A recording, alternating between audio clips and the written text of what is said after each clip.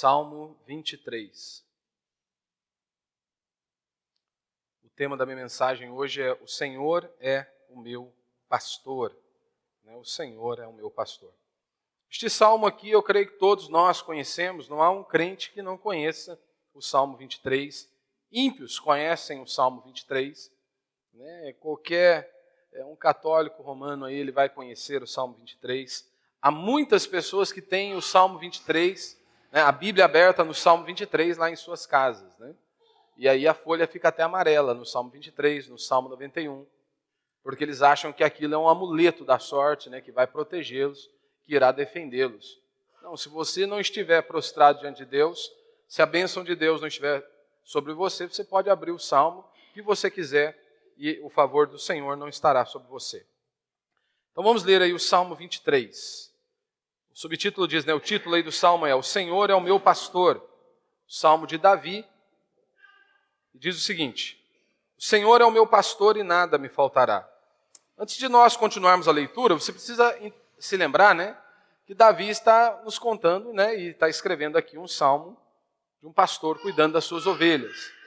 Então é claro que ele está se colocando ali como uma ovelha, e todo salmo tem esta figura, que há um pastor, que é o nosso Deus, e ele está ali como uma ovelha sendo direcionada, cuidada por aquele pastor. Então esta é a visão, quando você olhar para o Salmo 23, você precisa ter essa perspectiva, que você é esta ovelha, assim como Davi era esta ovelha, e a todo instante ele está dizendo e colocando a ênfase em Deus, que é Deus quem faz, é Deus quem dá o repouso, é Deus quem dá o refrigério, é Deus quem dá o renovo, e por aí vai. Então ele diz: o Senhor é o meu pastor e nada me faltará. Ele me faz deitar em pastos verdejantes, Por isso a ótica e a importância de você entender que ele está ali como se fosse uma ovelha, A ovelha que adora isso, Ele me faz deitar em pastos verdejantes. Guia-me para as águas tranquilas. Renova a minha alma. Guia-me pelas veredas da justiça por amor do seu nome. Guia-me pelas veredas da justiça por amor do seu nome. Quando eu tiver de andar pelo vale da sombra da morte, não temerei mal algum, porque tu estás comigo. Tua vara e o teu cajado me tranquilizam. Preparas para mim uma mesa diante dos meus inimigos. Unges a minha cabeça com óleo, o meu cálice transborda. Bondade e misericórdia certamente me seguirão todos os dias da minha vida, e habitarei na casa do Senhor para todo o sempre. Até aí. Este salmo, como eu disse, ele é um salmo que ele está escrito em muitas lápides, ou até mesmo esculpido, em algumas pedras ou na porta de muitas pessoas aí. Ele está escrito em muitas lápides, mas em poucos corações. Ele está gravado em poucos corações. Você vê plaquinhas com o Salmo 23 pendurados em muitas portas das casas dos crentes, ou até mesmo um adesivo com o Salmo 23. Está ali, colocado na porta, na janela, mas em poucas famílias realmente praticam ou usufruem e realmente se alimentam do que está aqui descrito no Salmo 23. Em muitos lugares ele pode estar inclusive aberto, em cima de muitas mesas, em cima de um aparador, mas ele está fechado em muitos corações. E é claro que estar fechado para muitos corações, diversos corações, há alguns motivos. Porque muitos não se deleitam e não são beneficiados ou abençoados por este salmo. E pelo menos dois motivos, Por que muitas pessoas não são beneficiadas ou abençoadas pelo Salmo 23 ou por toda a Escritura? Mas aqui, como estamos meditando no Salmo 23, por que algumas pessoas não são abençoadas? Primeiro, porque elas usam o Salmo 23, assim como toda a Escritura, como um amuleto da sorte. Eles olham para o Salmo 23 como se fosse uma mandinga gospel. Basta eu abrir aqui o Salmo 23 e que tudo vai ser resolvido. Que Deus vai abençoar. Eles acham que abrir o Salmo 23 vai espantar o mal da casa. Ou ele colocar o Salmo 23 na janela, por meio de um adesivo, ou por meio de uma plaquinha, vai espantar todo o mal que está naquela casa. Mas ele não consegue viver isso aí. Eles não vivem o Salmo 23. Segundo motivo pelo qual muitas pessoas não são abençoadas por meio da Escritura, por meio do Salmo 23, é justamente por conta de uma interpretação errada. Muitas pessoas vão citar o Salmo 23 e elas limitam o Salmo 23, as bênçãos do Salmo 23, apenas a bênçãos materiais, a bênçãos financeiras. E isso é comum no meio evangélico, nós vemos muitos pastores, muitos líderes religiosos fazendo isso. O que Davi está dizendo que não vai faltar? É o que muitos líderes religiosos dizem? Que é dinheiro? Que é prosperidade? Que é sucesso? Que é fama? Não, não é isso que Davi está dizendo. Davi, ele diz de maneira muito clara, o que não vai faltar para o Filho de Deus, para o cristão genuíno. Ele está dizendo que não vai faltar paz.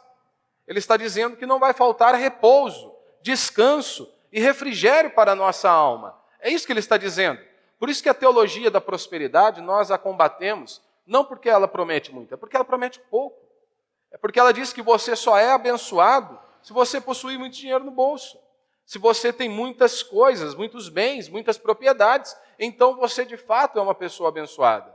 Só que as bênçãos descritas nas Escrituras são infinitamente maiores, como aqui está diante de nós por meio do Salmo 23.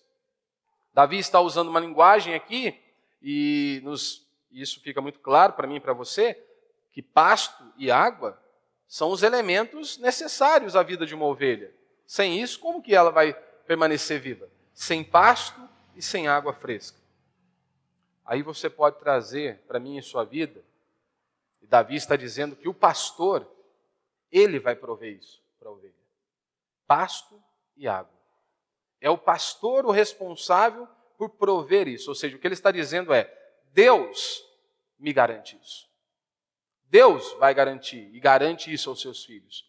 Ou, na linguagem de Davi, né, a sua ovelha, o pasto e a água. E é claro que quando nós olhamos as Escrituras, nós podemos perceber de maneira muito clara que Deus garante que Ele vai cuidar de mim e de você. Tudo o que nós precisarmos para cumprirmos o propósito de Deus, para voltarmos de novo para casa, Deus vai suprir as nossas necessidades. Quanto a isso, você não precisa temer. Quanto a isso, você não precisa ficar em dúvida, porque a Escritura é categórica. Ele garantiu que vai cuidar de nós nos mínimos detalhes, que nós não vamos morrer no meio do caminho. Não, mas que Ele vai cuidar, que Ele vai sustentar, que Ele vai prover na vida de cada um dos seus filhos, até que nós voltemos para casa.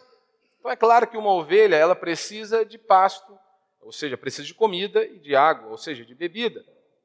Ela precisa de pasto e ela precisa de abrigo. Nós precisamos muito mais que isso. Nós precisamos muito mais do que alimento, do que água. Nós precisamos muito mais do que um abrigo. Nós precisamos de descanso. Nós precisamos de refrigério. Nós precisamos, assim como Davi está descrevendo nestes versos, bondade e misericórdia. Nós precisamos da misericórdia do Senhor sobre nós, senão nós estamos perdidos. Então você não pode olhar para o Salmo 23 e para toda a Escritura, na verdade, e fazer dela um amuleto da sorte. E trabalhar com ela na perspectiva de uma simpatia. Você faz uma mandinga gospel esperando receber a bênção de Deus. Você não pode fazer isso. O Salmo 23 não é uma mandinga. O Salmo 23 é um oásis em meio ao deserto. O Salmo 23 não é uma mandinga para que o crente tenha sucesso, para que o crente obtenha prosperidade neste mundo. Não, ele é muito mais do que isso. Algumas vezes já falei sobre isso aqui no culto. Há uma grande diferença do Salmo descrito aqui por Davi, o Salmo do pastor, como ele escreve, o Senhor é o meu pastor. O Salmo do pastor é um. O Salmo dos pastores é outro. O Salmo aqui de Davi, onde ele descreve Deus como nosso pastor, ele diz uma coisa. O que sai da boca de inúmeros pastores é outra coisa. Como, por exemplo, aqui Davi diz, não vai me faltar refrigério na alma.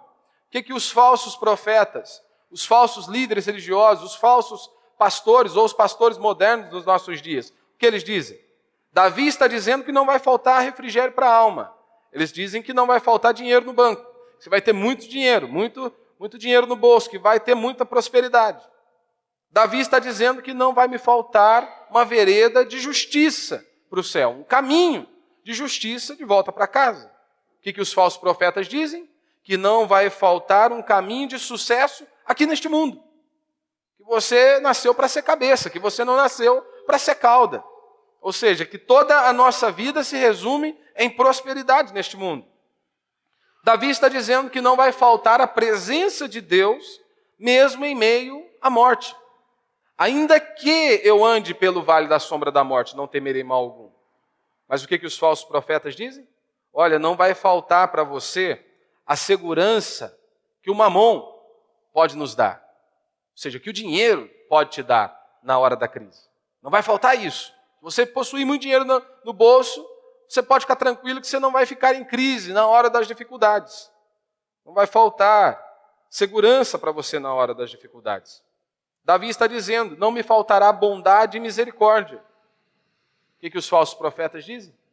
Os falsos líderes religiosos dizem? Não vai faltar para você nem ouro nem prata, porque Deus é o dono de todo ouro e toda prata. Mas ele está dizendo que a bênção é infinitamente maior. Eu não estou diminuindo este salmo em hipótese alguma. Eu não estou diminuindo este salmo. Pelo contrário, nós estamos indo além. Estamos indo naquilo que o salmo está nos mostrando, que é uma bênção infinitamente maior, que não se limita a recursos financeiros. É uma bênção espiritual, é a mão de Deus estar sobre nós. Davi está dizendo, olha, não vai me faltar um lugar na casa do Senhor. O que os falsos profetas dizem? Que não faltará uma casa na praia para você. Como um dos falsos profetas já disse aí, que até Jesus tinha casa na praia, então você tinha que ter casa na praia também, né?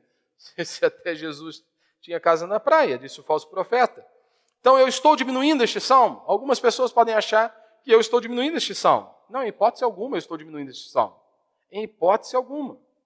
Pelo contrário, este salmo, eu estou reafirmando que este salmo tem a dizer para mim e para você que Deus vai cuidar de nós. Ou melhor, que Deus tem cuidado de nós. Que Deus vai prover tudo o que for necessário para que eu e você cumpramos o propósito dele neste mundo.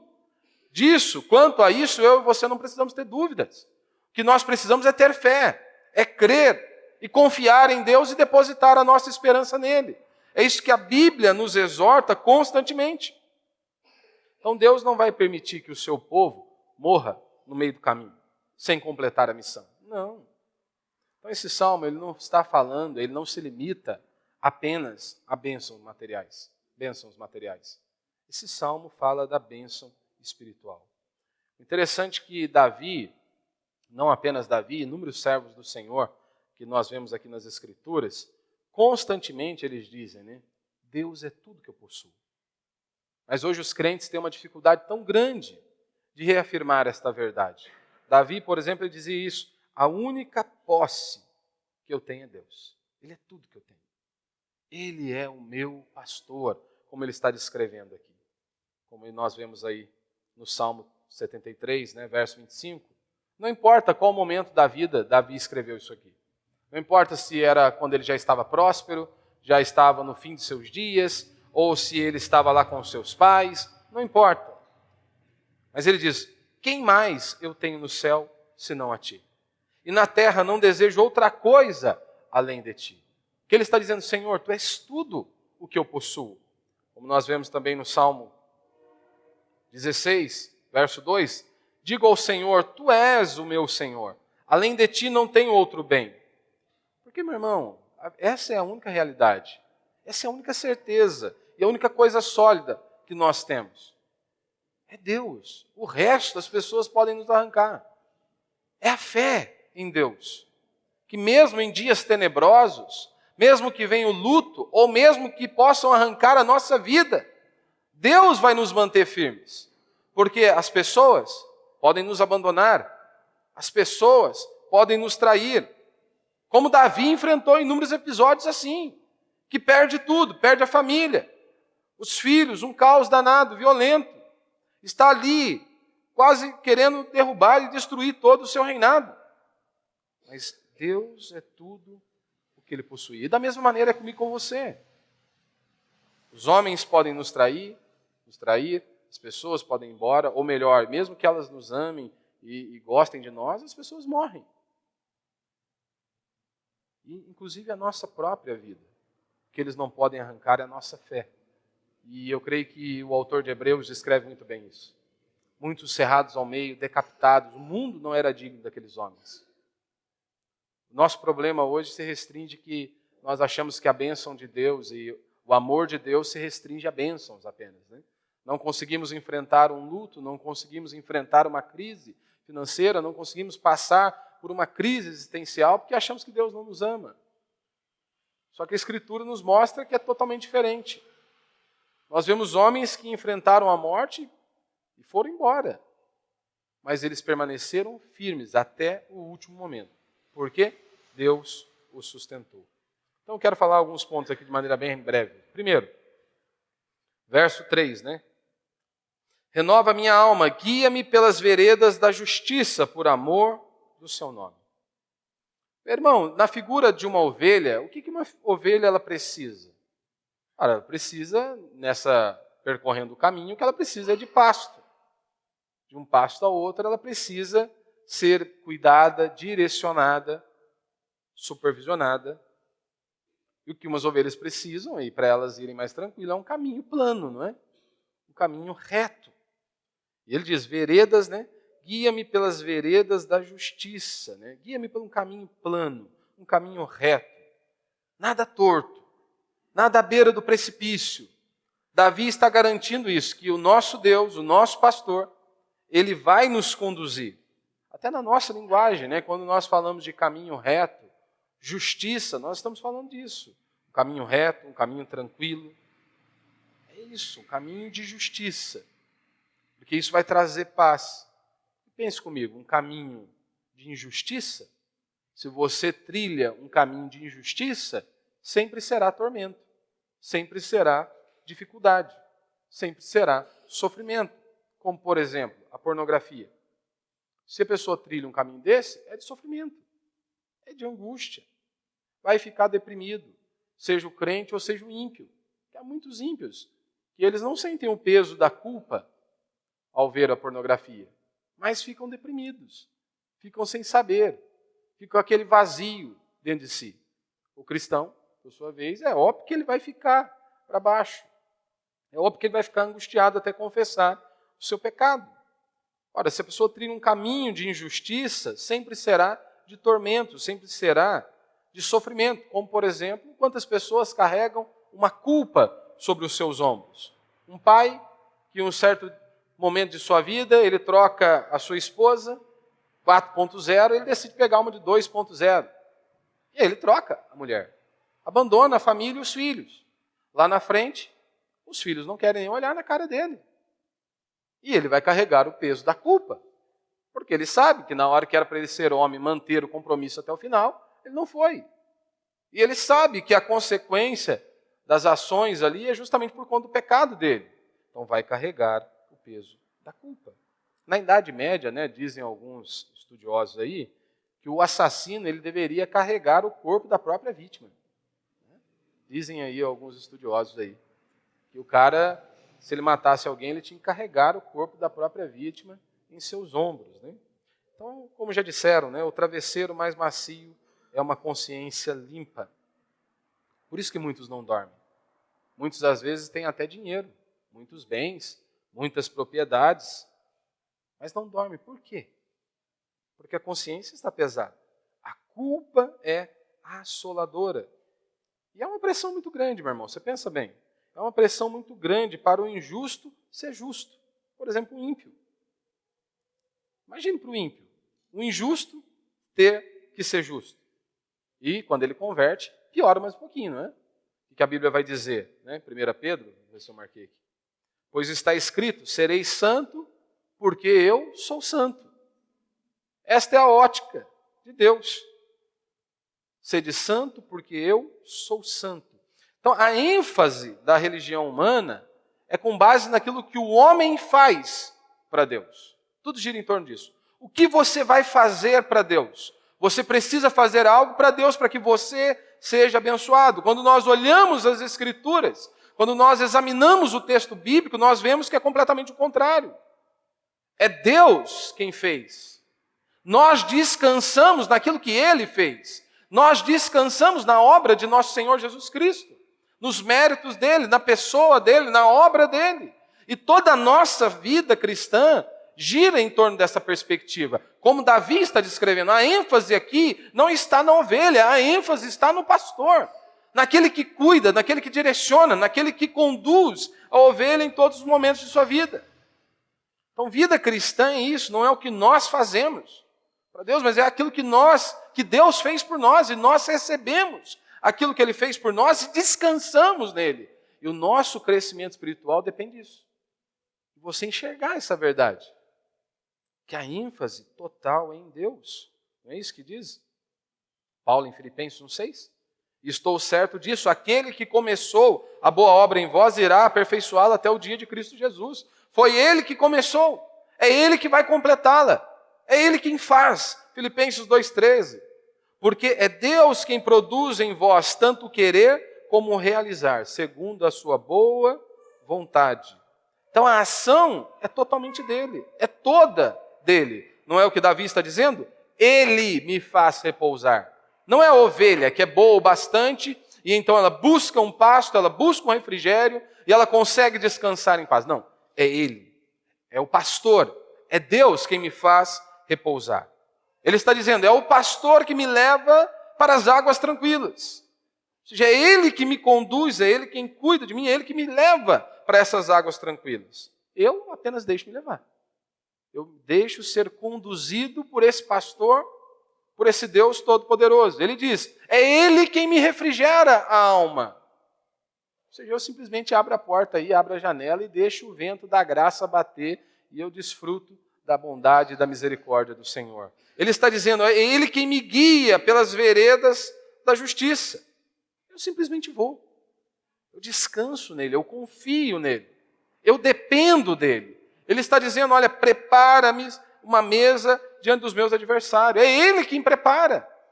É Ele quem monta tudo. Eu apenas me sento. Eu apenas confio. E Ele diz, bondade e misericórdia me seguem, ou me seguirão todos os dias da minha vida. Bondade e misericórdia, elas correm atrás de nós. Nós simplesmente nos deixamos ser achados. Eu estou aqui. É isso que Davi está dizendo. Então o seu crescimento depende do quanto você confia em Deus. Do quanto você confia nele. E quanto mais você confia nele, menos você confia em si mesmo. O nosso problema é que muitas vezes não confiamos em Maria, não confiamos em Buda, não confiamos em Alá, mas confiamos em nós. Achamos que somos alguma coisa, achamos que somos bons o bastante, ou confiamos no nosso recurso financeiro, no nosso intelecto. Não, nós acabamos nos tornando os maiores inimigos. Então, o seu crescimento depende disso, do quanto você confia em Deus e o quanto você está abandonando e abrindo mão de confiar em si mesmo. Por que muitos não andam, na justiça? Porque talvez você seja o seu pastor. Talvez você ache que é você quem vai firmar os passos. Talvez você ache que é você que é sábio o bastante, que não precisa se prostrar diante de Deus, porque você já analisou, você já chegou a um consenso, então é você que vai conseguir prevalecer, conseguir ficar de pé. Não, é a graça de Deus, é você estar prostrado diante dele. É você estar ali diante dele, como diz o salmista, Entrega o teu caminho ao Senhor, confia nele e ele tudo fará. Então uma coisa, nós temos que ter certeza, quando você ora a Deus, pedindo a Deus, me dá força para vencer o pecado, você tem que ter certeza, ele ouve a sua oração. Acabou.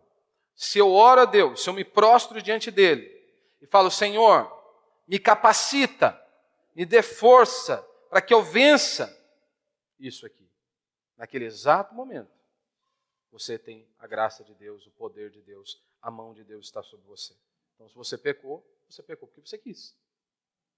Só que é comum, no meio evangélico, as pessoas citarem Romanos capítulo 7. Ah, pastor, mas até Paulo, ele disse, olha, quando o que eu não queria fazer, isso eu fiz. Aí eles vão citar Paulo como um aval para que eles possam pecar. Se você se lembra, eu já fiz uma exposição completa sobre esse texto aqui. E assim como Martin Lloyd Jones e muitos outros servos de Deus, creio que estamos na mesma direção. Porque Paulo, em Romanos capítulo 7, ele não está descrevendo a situação de um crente. Porque se ele estivesse descrevendo a situação de um crente, então Paulo deveria estar com algum problema de amnésia, porque no capítulo 6 ele disse que, sabendo isto, o nosso velho homem foi crucificado. Ou seja, nós não somos mais escravos do pecado. Nós não somos. Se o Espírito de Deus habita em você, a Bíblia diz que você é uma nova criatura e você está livre. Você é livre, ou seja, você não é escravo do pecado. Então, citar Romanos capítulo 7 e dizer, mas se até o apóstolo Paulo ele não conseguiu fazer o que ele queria e fez o que ele não queria, quem sou eu para falar que eu vou conseguir vencer? E aí você precisa se lembrar. Quem é a pessoa que o apóstolo Paulo está descrevendo? Será um ímpio? Não, não pode ser um ímpio, porque lá no Romanos capítulo 7, Paulo está dizendo que aquela pessoa tem prazer na lei de Deus. Será um crente? Ele está dizendo, não pode ser um crente também, porque ele diz que o cara é escravo do pecado. Quem é essa pessoa, então, que Paulo está descrevendo ali? E Martin Lloyd Jones e muitos outros servos de Deus, e assim como nós cremos, eu creio também, é aquela pessoa que está num processo de conversão. Como Paulo vai descrever no final do capítulo, né? É aquela pessoa que teve um impacto com a verdade. Os seus olhos foram abertos. Aquela pessoa que está naquele processo, onde a lei do Senhor veio e bateu. Foi como um caminhão que atropelou. Então ela tem os seus olhos abertos e ela enxerga a sua miséria.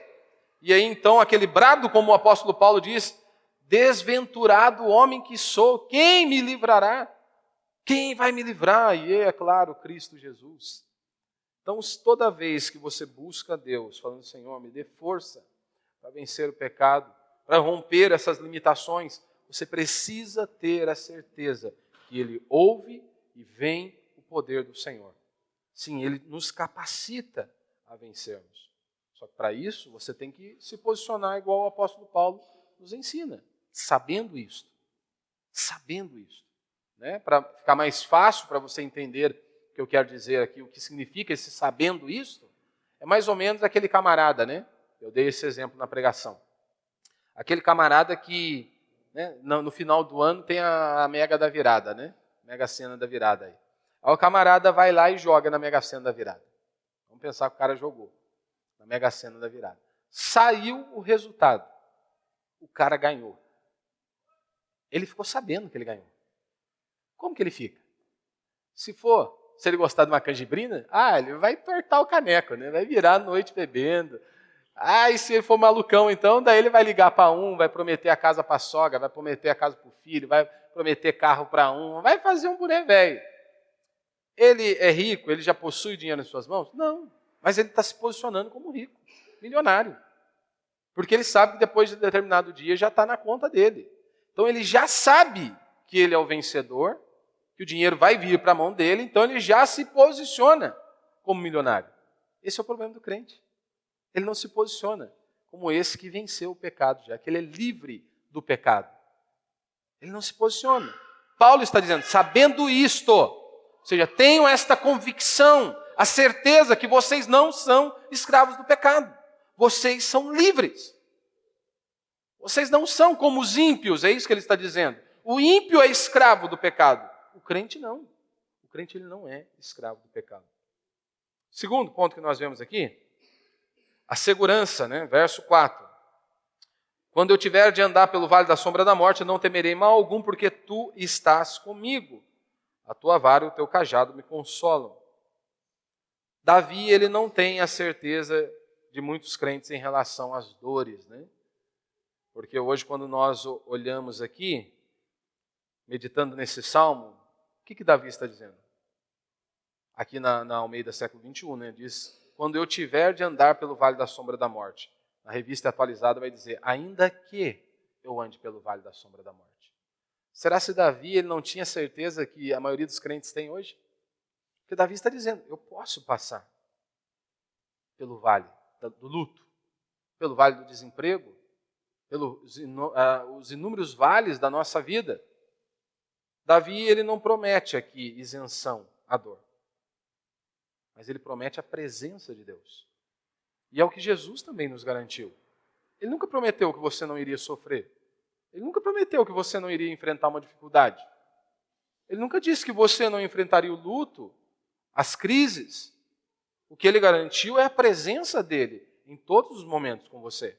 Se você estiver prostrado diante dele, ele garantiu: eis que estou convosco todos os dias até a consumação dos séculos. Não apenas desta passagem, mas inúmeras outras. Ele garantiu que estaria comigo, com você, sempre. Ou seja, o ainda que, ele está dizendo, é possível. Pode ser, quem sabe? Pode ser que eu enfrente o luto. E o luto é uma grande probabilidade de todos nós vamos ter que enfrentar. Ainda que. Ou seja, se você olhar as Escrituras e você parou para analisar, quando a Bíblia vai falar de pessoas, de dinheiro ou circunstâncias, a linguagem sempre é essa: ainda que. Ainda que. Ou seja, é possível que as pessoas nos abandonem, é possível que falte o dinheiro, é possível que inúmeras circunstâncias adversas venham sobre nós. Quando vai falar de pessoas, dinheiro e circunstâncias. Quando vai falar de Deus, você vai perceber que a linguagem muda.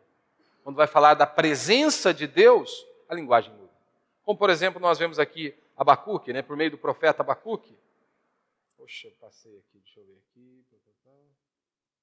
Profeta Abacuque, capítulo 3, verso 17. O que ele diz? Ainda que a figueira não floresça, nem haja fruto nas videiras, ainda que o produto da oliveira falhe, os campos não produzam mantimento,